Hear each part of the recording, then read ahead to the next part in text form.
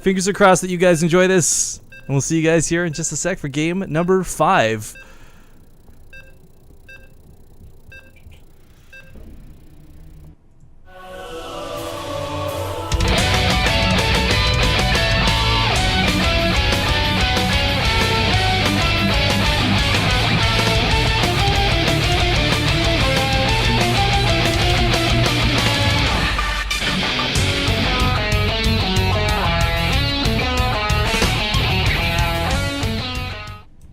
Alright, welcome back to the Acer Team Story Cup, guys. I hope you like that introduction. It's brand new. But we are, of course, big shout out to everyone tuning in today. Before we even get further, you guys are awesome. Chat has been incredibly active. The best part is I haven't had mods messaging me like crazy telling me that they had to ban people. So I want to thank you guys for being mad or keeping it cool, keeping it classy as we continue to enjoy the Acer Team Story Cup. I'm Rifkin, joined today by Zombie Grub, but Spawny here in the top right corner of the map, tied up with the series now 2-2. It is the team player from Axiom. It is the blue Captain Crank. And in the bottom left, coming out as the red Terran, it's going to be Liquid Taeja. I kind of feel like unless Team Liquid's blue, it's just wrong. You know what I mean? You always say that. I mean, it's the team color, man. Taeja, you gotta claim that blue before Crank joins the lobby. You know what, unfortunately, the worst team color is? Like, seriously, Acer really needs to update its style. Oh, green? Yeah, I know. It's not even just this green, too. It's like that bright green. Yeah, it's equivalent of the spring green on Twitch, you know? It's the worst. Like, their new uniforms are okay, because, like, they're mostly white with, like, a little, like, band of green. But, like, their old uniforms, my god. Yeah, actually, I gotta say, a lot of teams come out with redesigned uniforms recently, because, like, what was that? Property, My Insanity, Acer. Yeah. I mean, like, a lot of the new uniforms, like, I gotta give a big shout out. Of course, the Evil Genius. Those jackets look so cool. I'm not even, like, the biggest EG fan, and I want one. Yeah.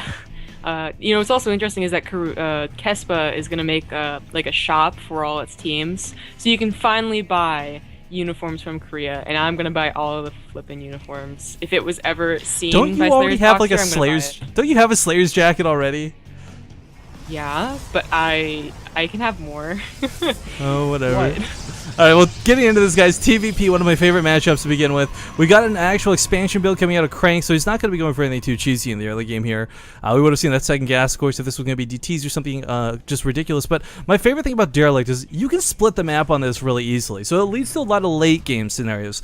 Big question for me is a lot less on what Taeja's gonna do, and a lot more whether Crank opens with Storms or if he goes with Colossus. Because while the Stargate's always an option and Oracles are really cool right now, I say that with heavy sarcasm, it's the least likely of the three. How good is Derelict Watcher? I mean, Derelict Watcher's so good for proxy Oracles. Not that he's gonna do it, obviously, but the Nexus down, so that's definitely not gonna happen. But Oracles in general are kind of good on this map, and they're kind of good in general now. But Taeja does go in here and says, you know, I think he saw the Nexus too. Yeah, he did. So he doesn't have to worry about that. Honestly, the biggest complaint I've heard from Terrans is the proxy Oracle, not the 7-minute Oracle. Yeah, well, the problem with Oracles in general, too, I mean, not whether it's proxy or 7 minutes, it's so fast. It's almost impossible to catch them if a Protoss player has good control. And the true danger of an Oracle is not really the damage well, I mean, okay, yes, let's be honest. The true danger is the damage, but since the damage is very unlikely to happen against a player like Taeja, it's that revelation constantly going off. You know, not knowing where the medevacs are is a big deal. And if you've got revelation on them every time it's off cooldown, then you're going to catch them. But, ooh, this Mothership Core might, yeah, collide with the Marines. Awkward for both players because, of course, the Marines lose out to the Mothership Core, but Crank doesn't want to take any damage on this early on, so they both just choose to disengage in the middle of the map. I'm honestly confused as to what the Marines are doing out there anyways. I've never... That's the oddest number of Marines to send out, seriously. But I guess it just wanted to head off the Mothership Core, maybe, or something? I don't know. Craig is going for a Twilight Council, though. Far more important. No Stargate. Blink is a Terran player. That's great. Blink's a big option in Derelict. You can get in from multiple angles. I kind of feel like this is going to lead to more towards Storms, because Crank isn't that guy who does all-ins as much as you might see other people do. I mean, we certainly actually see him win against players like Happy and other Acer Team Story Cup matches with Blink all-ins, but okay, it is going to be Blink. Okay, yeah. It's not going to be an all-in. At least I don't think so. You can open up with Blink, get, 10 Stalkers, and just apply a lot of pressure. Always threaten the counterattack, the backstab. Oh wow, he actually slips by. No, he should have used the probe to kill it. I know now. Well, I don't think the probe could have it. It had 6 health. It wouldn't have killed it. But either way, he sees the Twilight Council. There's no chronos going off on it, but he knows something's researching. And without double forgers, there's no way this is charged on those. There's no way it's charged a lot. So knowing that it's Blink, Taeja now gonna have to play a little bit more safer at home. We might even see a Paranoia bunker come up here in the main somewhere. Looks like he's going for a Widowmine drop, something we don't see too often anymore, but it seems like that was his idea, or at least to attack the front. It's so often that we don't see Widowmine drops that we actually see just frontal attacks to force that cannon and see if he can do any pro damage. But Crank, he's putting down a pylon. He's only getting 3 more gateways, so only going up to 4. Certainly not an all-in amount, so it's probably going to be what I was explaining before, just something to apply a little bit of pressure, have that map presence. Oh, he's continually adding more. Oh, so okay, 5. I would love if he dropped a Widowmine here, by the way, because I would just snipe off a Warpin before he even got to finish. But I'm going to continue to go through the harass. Of course, picking off workers, infinitely more important than picking off stalkers or anything. But Frank got 2 gas at his natural, and he faked. Those are fakes. If Taeja went and scouted that, he would notice. I mean, he would probably notice there's no guys in it, but still, there's off the chance that he would be confused by that. Anyways, it is going to be an all-in. 6, 7 gateways. A forge for some odd reason, but I guess that's for the defending against the Widowmine. That's actually this is really cool. I love this. Tasha's actually sending an SCV in here first to see if it's safe to drop. Seeing those extra stalkers, gonna send the medevac back and decides not to waste anything here. That is, at first I was like, why on earth would the SUV so out of position? But that was a really classy move coming out of Taeja. Now, Crank, of course, going to start warping in here offensively. Bunker on the high ground salvaged as the tank finishes up, but one tank is not going to hold too well against a lot of stalkers. It's very easy to blink on top of a tank as well and just focus it down. That is confusing to me. Taeja is also building a missile turret. He might think that he canceled and got Dark Shrine. I'm not sure, because Taeja is going to have a difficult time defending both areas with just what he has. Yeah, there's some Marauders available, but no matter where he puts that tank, for it to be in range to defend means it's going to be vulnerable. Now, we do have that Widowmine drop heading towards the main. There's already a cannon down, though, so Taeja very limited on what damage he can do offensively.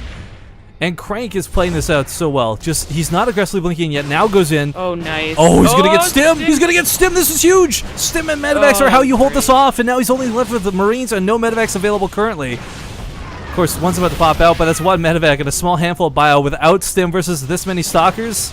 This is rough. That went very, very poorly. The time warp was absolutely beautiful. It's always something that Terran players forget, but when they remember, oh my god, it's so painful. It's that, like... the Widowmine, by the way, they dropped in the middle, so they're not near the cannons. And this Widowmine off to the right is visible, but not able to attack, so that gets a lot of damage. Bunker the main with spam repaired, but it's not enough. Who needs sentries when you've got this many stalkers? Sieging now on the high ground. Crank is going to be in a bit of trouble if this force field falls, but I don't think it's going to fall. He's got enough energy for one more. Can he cut off the bio?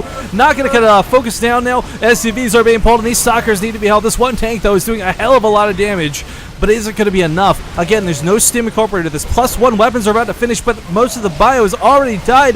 Mothership core coming in. Good game is called. What? Taeja will go down to Crank. This early, no less. It was a little bit surprising by Taeja. I think what Taeja thought was that either he canceled and went for Dark Shrine, or that, is what I was talking about, which is just like 4 gateways and a bit of pressure. Don't really have to worry about it. Because you never want to over-defend against something that's not all-in, right? Right. Because then you're behind in different ways. And it's always a really hard medium to find. And unfortunately, Taeja just, really underestimated that attack. Crank kind of made that look easy. Well, it's not like Crank was an underdog in that series by any means. He is like the captain of Axiom and one of the best Protoss they have. But... all right, we'll see who Team Liquid sends out next. Let's not forget, they still got like Snoot and such in their roster, and they can revive Taeja if necessary in game number 5. But now the score is 3-2 as we get closer towards the end of the series today, guys. Don't go anywhere. We're going to throw up some ads, and we'll see you guys in a minute. Thanks for tuning in.